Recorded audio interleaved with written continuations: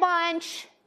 You guys remember the activity that we did? We extended our arm. So we were a point. This was a vector. The interesting part is that we figured out vector fields are all around us in nature. And one thing that you guys wanted to know is that how a vector field is rotating. So you were interested in rotation. Nick, leave him alone. And then we were interested in divergence.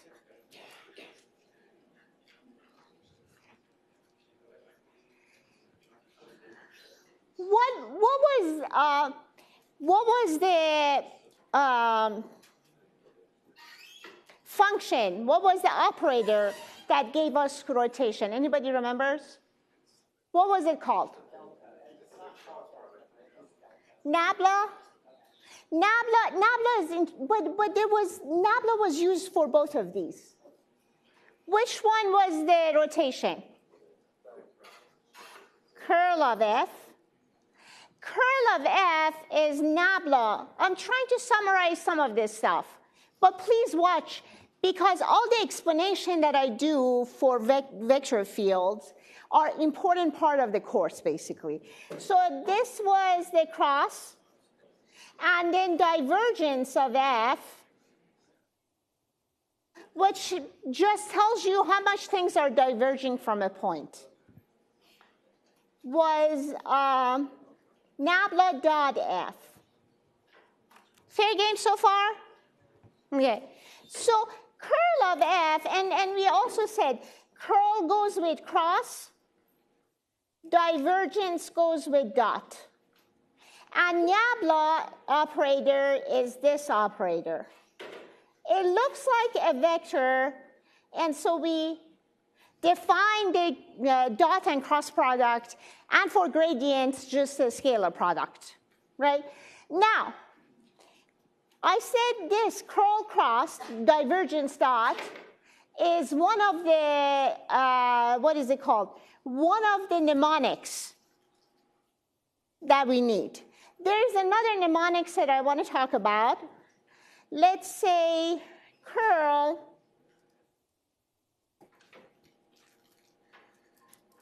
write down vector, write down scalar,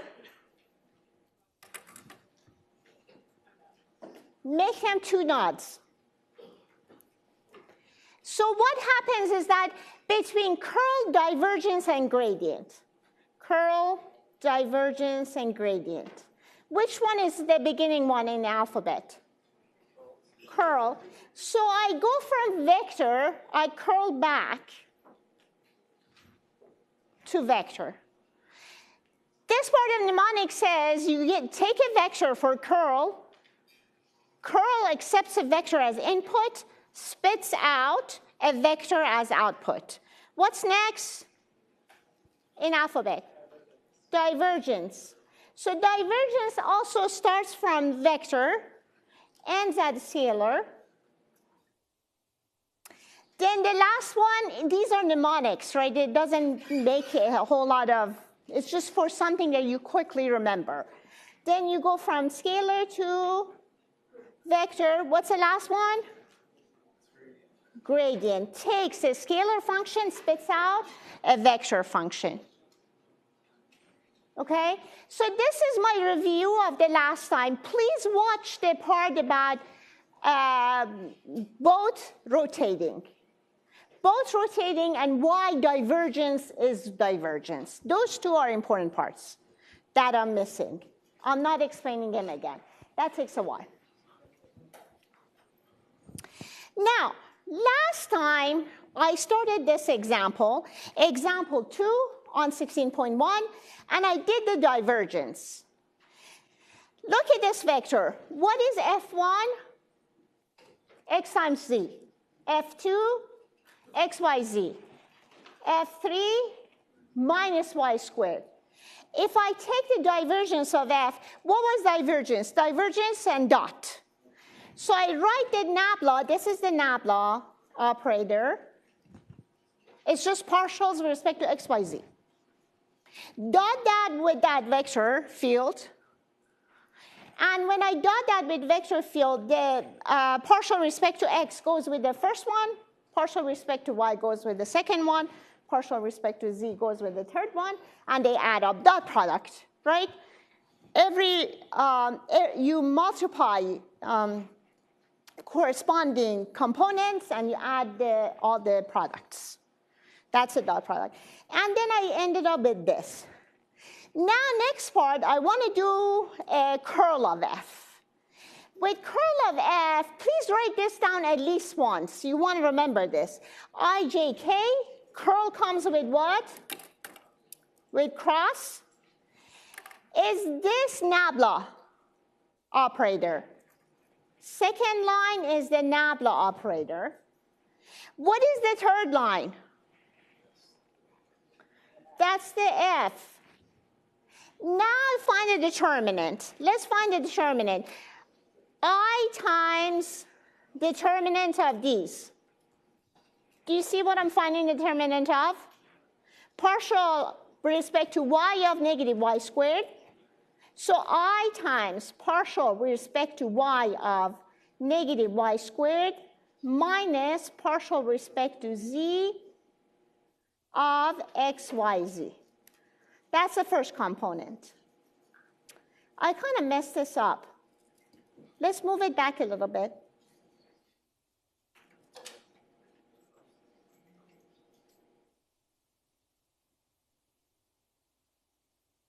Then minus g, and I cover this and I find a determinant. Partial with respect to x of negative y squared minus partial with respect to z of xz. Then I do the last one, k, and then partial with respect to x of xyz, and then minus partial respect to y of what? xz.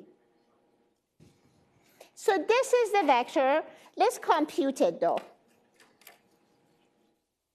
This part is just negative 2y plus xy.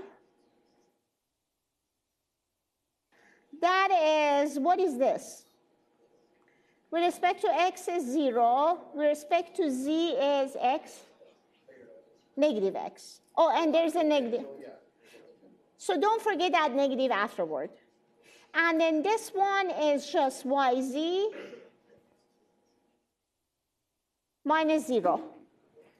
So the entire vector is going to be minus 2y plus xy times I, then minus times minus, plus x, j, plus yz, k.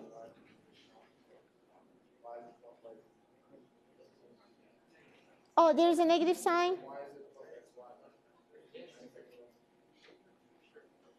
Yeah, that one is minus xy. This one's correct. This one, that one is negative xy. And this one is negative x times negative positive. That's a plus part. Yeah, that's positive yz minus that. Well, good. Okay, so that's how we find the curl. And we explain why the curl tells you about the rotation.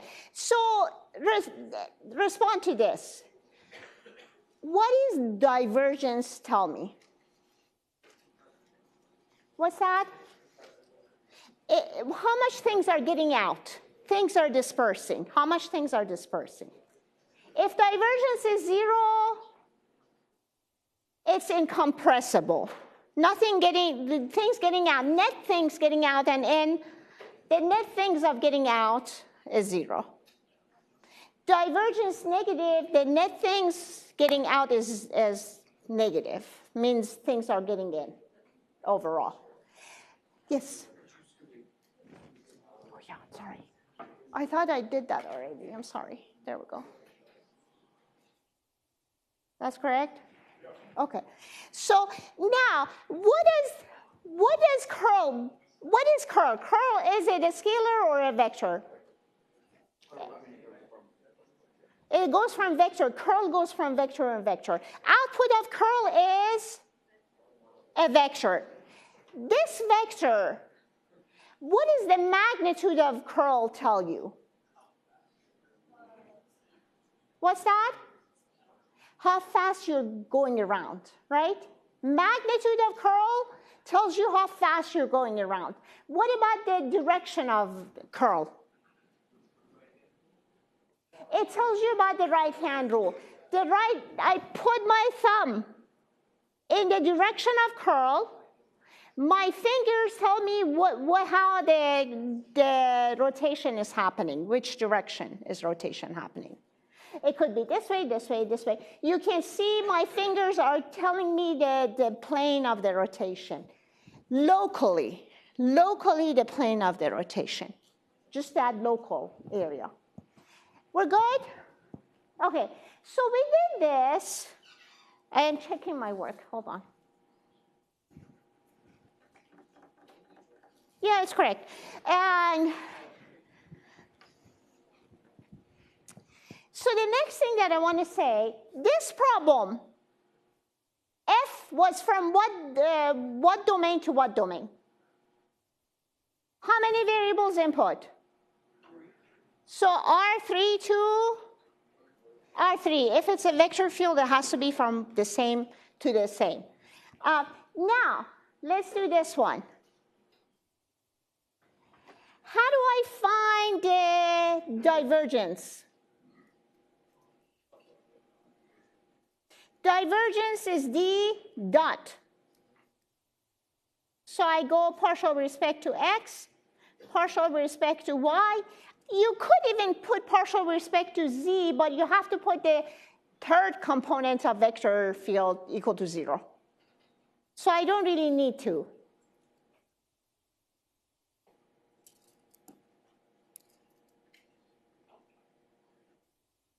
So why not with respect to z? Because then the third component has to be 0. It makes it 0. So now I have partial y squared, partial x, plus partial x squared, partial y. Oh, what just happened? Divergence is equal to 0. 0, scalar or vector? Scalar. Meaning that this is incompressible.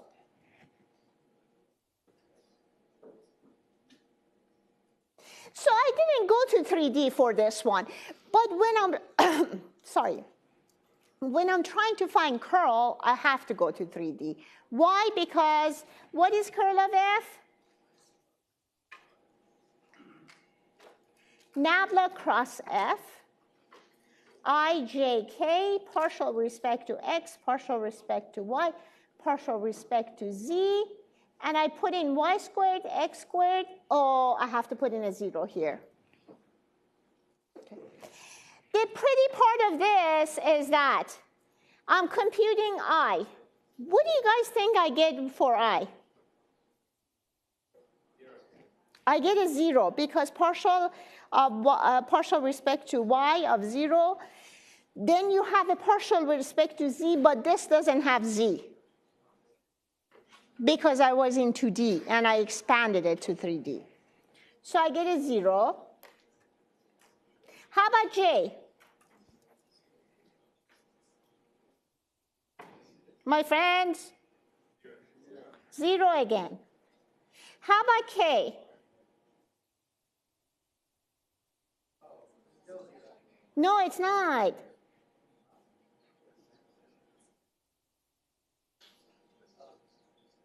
Hold on. The other way would have been 0. See, the variables are switched. That's why the curl works. So 0, 0, and I get 2x minus 2y times k. Wait, does this make sense? Vector field, 2D or 3D? 2D. When I'm trying to find the rotation, My fingers are, let's say, in the direction of rotations. Where are my fingers? On the 2D plane. Where does my thumb sticks out? In the z direction. So the direction is z or negative z. It could be that way also. You can't see that though. This way or that way. But so that's the story. Different points either this way or that way. Do you guys see when I'm doing this? Thumbs down or thumbs up? Rotation counterclockwise or clockwise? So that's one of the stories. What else do I want to tell you guys? Yes, conservative vector fields. Have you, yes, Hope. Little louder, I can't hear you. Well, there are equivalencies. It's not called curl. It's like, then it comes down to different type of product rules. So you learn about interior, exterior product and stuff. And there's stuff that are equivalent to curl in the higher dimensions. We don't study those. Yeah. So now, let's do conservative vector fields and the potential functions. Let me remember in physics. When I talk about, does anybody know a conservative field in physics? No, you do know. This one you do. Tell me one. No? One. Oh, the magnetic field can be, yes. It depends on. Depends on. Magnetic fields, and then there's another one that is very famous. Gravity. Gravitational field is conservative. Right? Okay. So,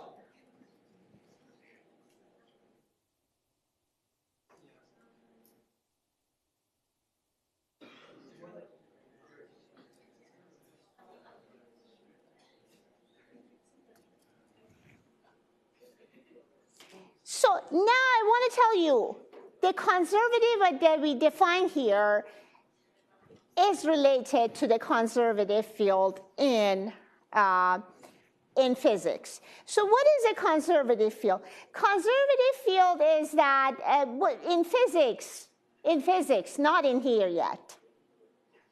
What do you call a conservative field? A field that you basically, there's it's conserving energy. Some of your potential and what's the other one? Seriously, what's the other one? Potential and kinetic energy is going to stay the same. So it doesn't rotate you, by the way. So it's irrotational also. Now, let me define it in mathematics. We try to bring it back a little bit, and eventually I talk about it. I try to pull in the physics concept into the mathematics, and that's when I mess up. Vector field did this, or you did this. You have to make sure that the sum of the energies are the same, right? So that's the thing that I mess up all the times. So conservative.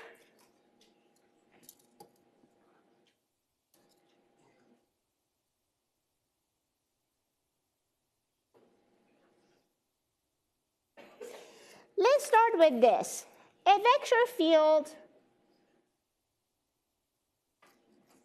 has potential scalar. Sorry, scalar is important because vector fields can have scalar potential or vector potential.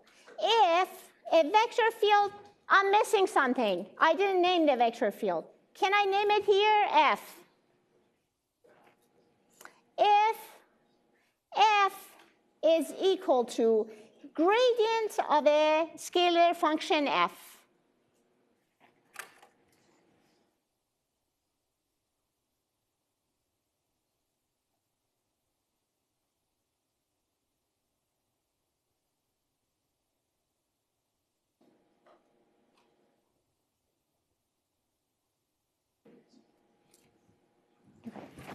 So now, if a vector field,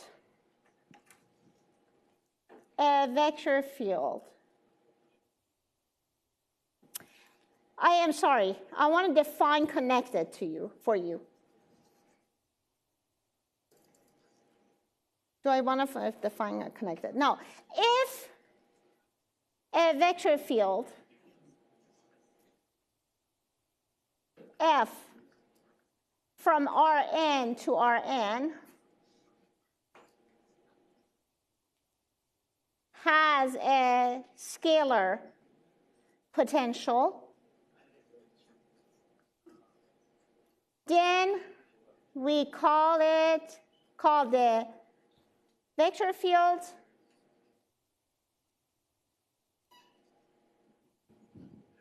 a conservative field.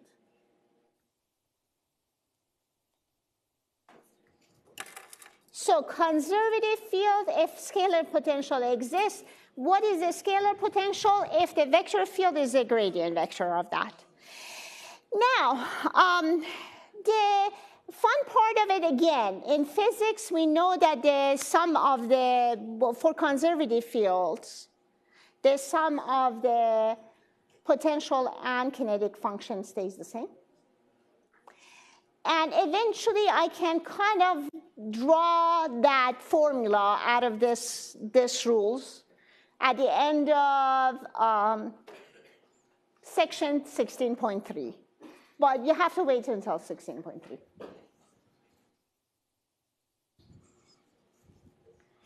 So tell me, guys, look at this. These lines are the level curves of, so the curves are the level curves of scalar potential f, little f. Now, the gradient of f, what's the property of gradient of f with respect to the level curves? They're orthogonal, right? So the gradient is orthogonal to the level curves. It doesn't turn. So basically, going from one potential to another potential, the vector field is making all your energy go jumping from one potential value to another potential value. It doesn't spin you around. It doesn't waste energy. It doesn't make you waste energy when you're jumping from one potential value to another potential value. Do you guys understand that part? Potential energy. It makes you, when it's basically pushing you into jumping from one potential energy to another potential energy, it doesn't waste energy. It makes you release the kinetic energy. So the kinetic energy, it doesn't waste energy in rotating things, by the way. Now I want to define this thing. Oh, no, I don't. I want you to do this first, because then otherwise defining that is hard. You have to do one problem.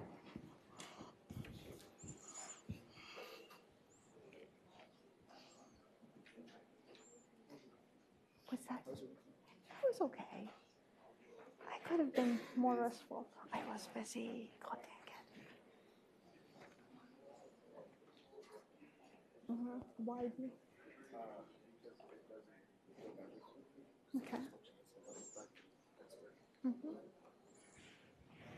So what's the difference between A, B, C, D? What's between A, C, and D? Let's say, what's the difference between A, C, and D? It's just a constant value. Yeah. Right? Which is fine. That's okay. Yeah. How's it going, guys? Are we good? So what are you supposed to do? Take any of them, find a gradient, see if the gradient is up there.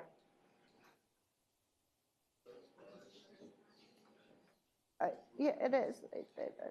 There. That. Is that the gradient of the first one? What about the second one? What about the third one?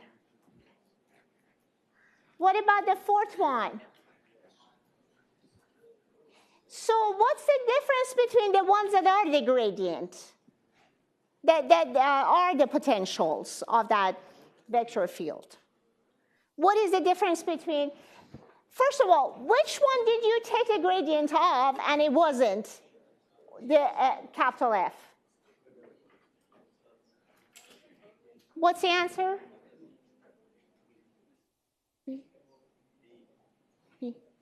So if I take in B, if I take the partial with respect to x, I get, what do I get? I get 2y. Is 2y the first component of that? No, it's 2xy. Then I get z, the z is there, but it's not, 2xy is different.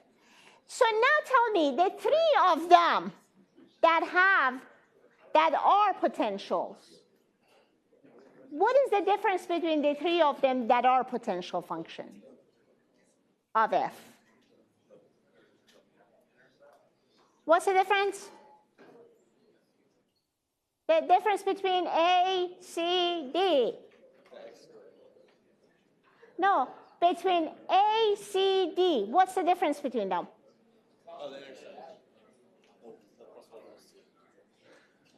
What is the difference between A, C, D? What do you see in them that are different?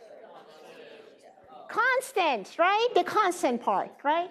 So the constant part is different. So the constant didn't matter. The part with x, y, z mattered. So yeah, so I could, any of those could be okay. Fair game? Because when I take the derivative, the constant goes away.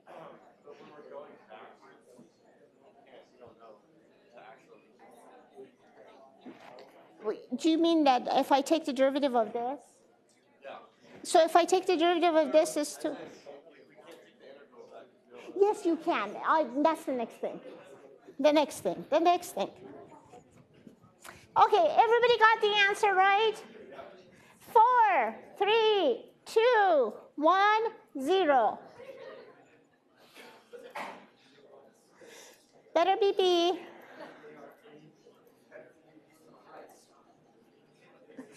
Okay, so what I want to say is that, let's talk about this. A domain R is called connected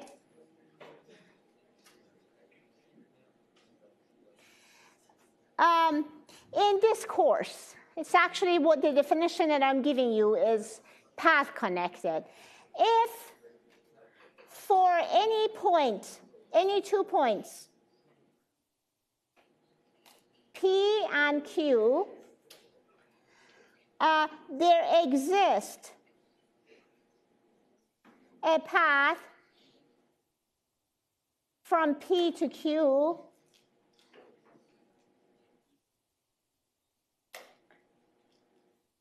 such that that path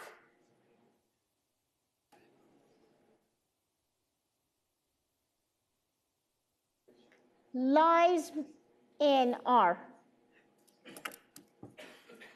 So R is not as in real numbers. R is just region. That is, if I have an R like this, and I have 2 points, any 2 points here, P and Q, I can find a path that goes like that and is side R. P and Q can be here. I still can go around that curvy shape and connect them within the R. That's the that's a connected definition for this course. Now, why is that important? Because for connected, open and connected,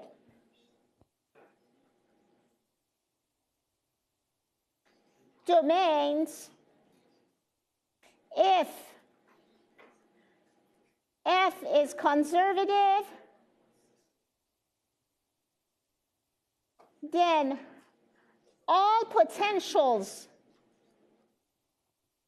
of F only differ by a constant. You just saw that. All the potentials were all the same in the function without the constant part, but the constants were different. So where else did you see that something was different only by constant? What's that? Antiderivatives. Do you remember Calc 1? So basically what I'm saying here is that the potential function, when it exists, is antiderivative of F. I'm also saying that this gradient acts like d dx, acts like a derivative. In quotation.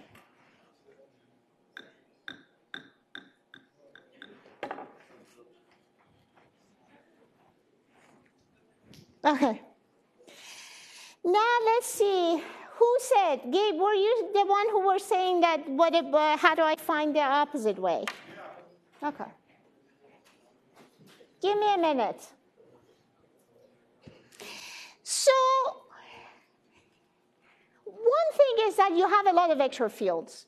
How do I suspect a vector field is conservative? If I don't have a potential, how do I suspect? One property of a conservative field, if F is conservative in R2 or R3, do you guys need a stretch? Yeah. Do your stretch quickly. I need you to focus.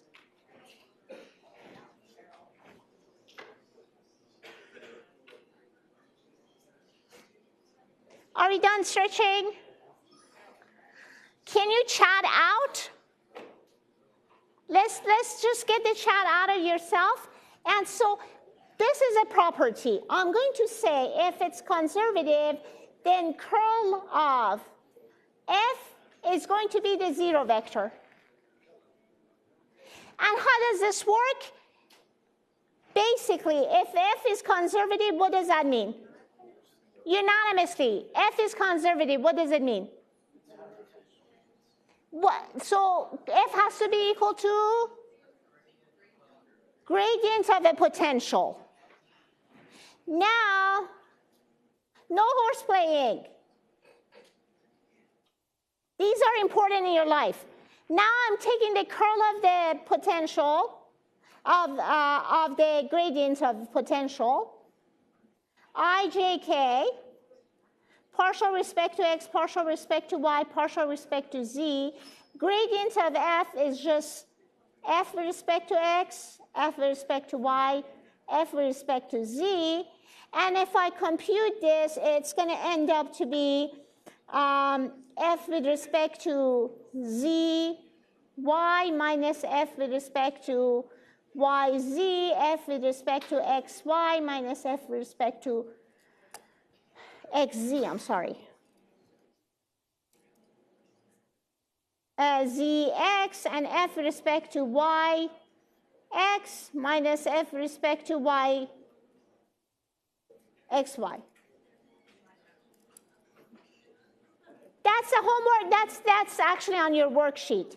So by Claire, this is 0, 0, 0, or 0 vector. So now the question is, if the curl of the vector field is equal to 0 vector, is it conservative or not? That's a question that we answer in 16.3. And it's not always yes. It depends on the domain. The answer is not always yes. But if you're in R3 or R2, if it's defined everywhere, then the answer is yes. So the other way around works. If curl of F is equal to 0, is F conservative? The answer depends on the domain.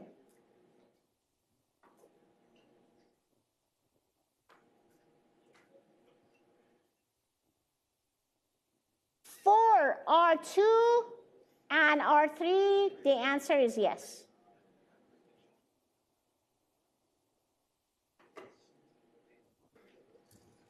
Here I said F is conservative, curl of F is 0. The other way around, not necessarily always. You have to look at the domain. Fair game? Okay. Now I'm at that point. Now I'm at that point that I want to find basically scalar potential. So if I have a vector field F, F1 and F2, how do I find the potential? If the potential exists.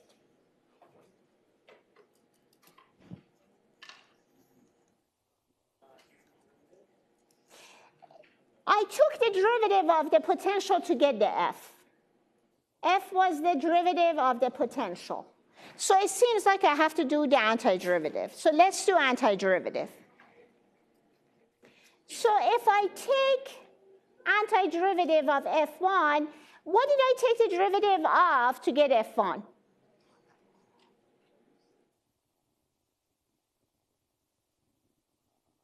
Again, F is conservative. So it's equal to this. It's equal to gradient of a small f scalar function f. Agreed?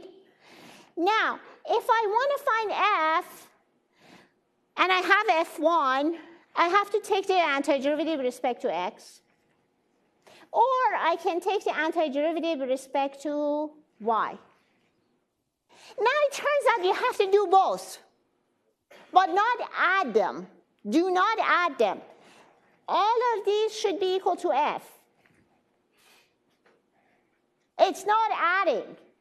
What happens in the first one is that what I get is going to be a function of x and a constant, right? So I'm going to say basically this is going to be a function. Let's see what I use here. Yeah, I didn't use anything. I will have a constant. Wait, what was the antiderivative with respect to? X. So constant, can y be in the constant? So this could be C1 of y. How about that one? So I may have C2 of x because it's with respect to y. Similar pattern happens when you have 3 components, right? But I want to do one with 2 components, and then we do one with 3 components. Are you guys ready? Example time.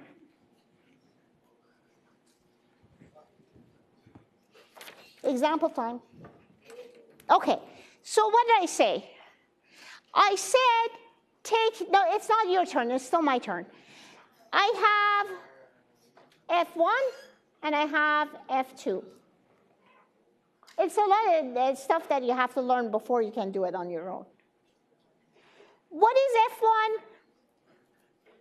One quick thing. Is this thing conservative?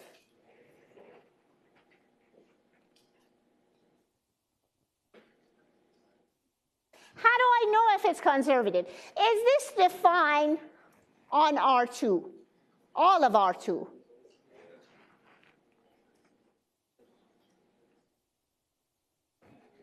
The next question that I'm asking is that if it's defined on R2, what else do I need to have to make sure this is conservative? Zero curl.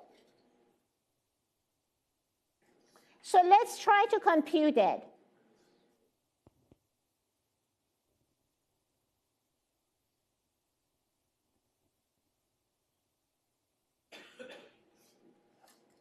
The first term is 0, first component. Second component is 0.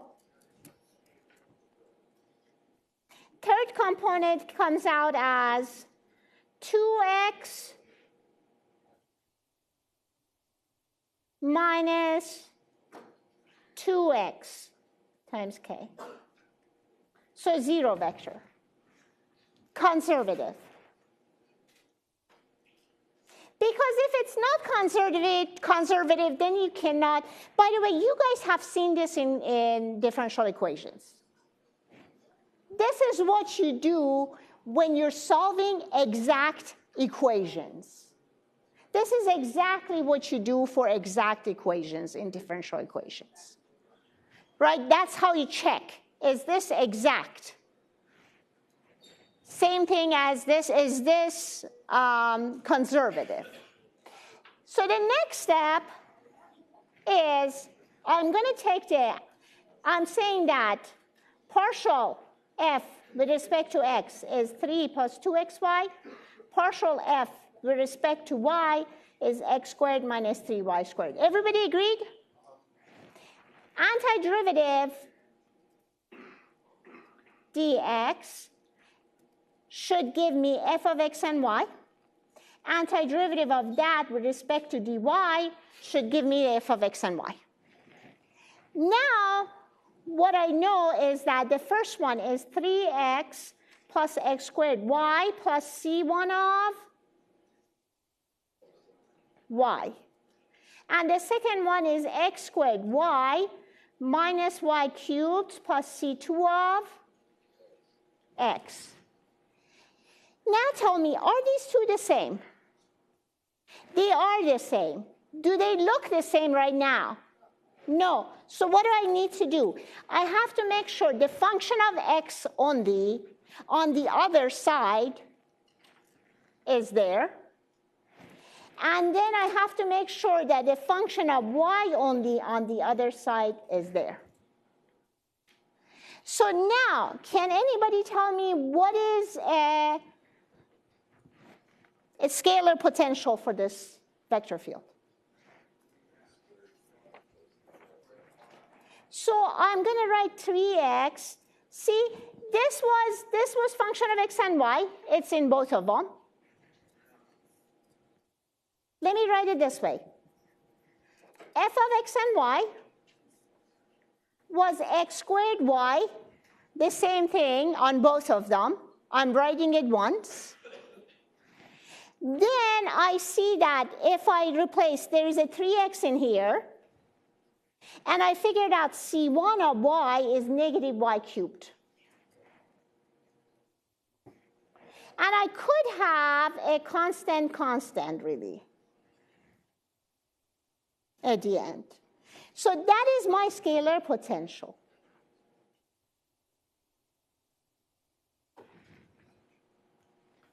Right? C1 of y was a function of y only, could have a constant with it. Constant, not the constant is. Everybody okay so far? Yes. So when you're writing C1 minus C2x, that's not like saying the constant is x or the constant. No, I'm writing C1 of y first, right? C1 of y means that the constant that appears when I'm integrating with respect to x could have y in it, but cannot have x in it. Is there a way to determine what that constant is? Yeah, that's what happened, right? So I know that's only a function of y, and I went over there and I saw there's a function of y that wasn't in the first place. So I decided that negative y cubed is C1 of y. Made sense? Yes. Okay, and then I said C2 of x, and I looked back, it should be function of x only, and over there, 3x was their function of x only. That wasn't in the other side. And if whichever side you want to do it, you get the same answer. Plus or minus of a constant, actual constant. What's that? So whichever you do this, so over here, I said, out of this integration, I get a C1 of y. And out of that integration, I get C2 of x. Because a function of y only is a constant when I'm integrating with respect to x. A function of x only is a constant when I'm taking integral with respect to y only. And then I'm looking at the other side, because these two are supposed to be equal.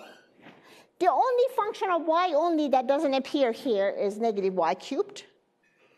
So I replace C, this is going to be y cubed plus a constant.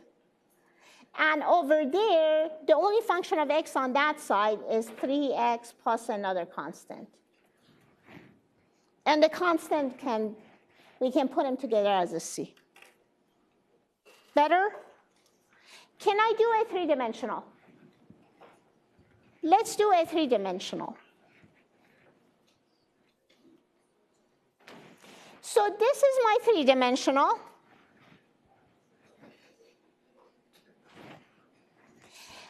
I start, so first thing you do, is this conservative?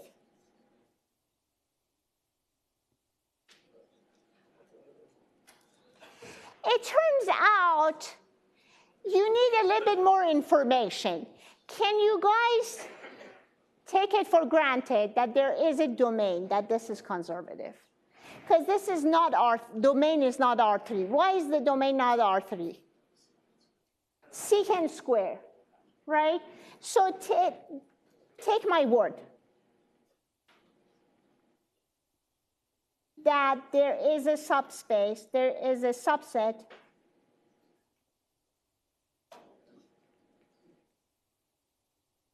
that makes this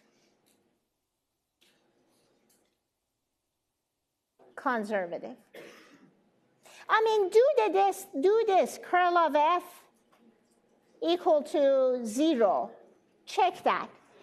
Now, do I have 2 minutes?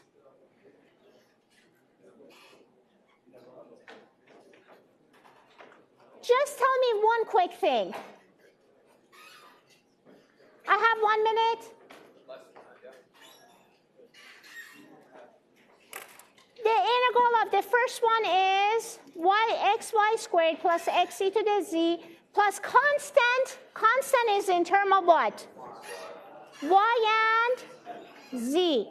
Then you have x y squared plus tan of y plus constant in terms of x and z equal to x e to the z plus constant in terms of x and y.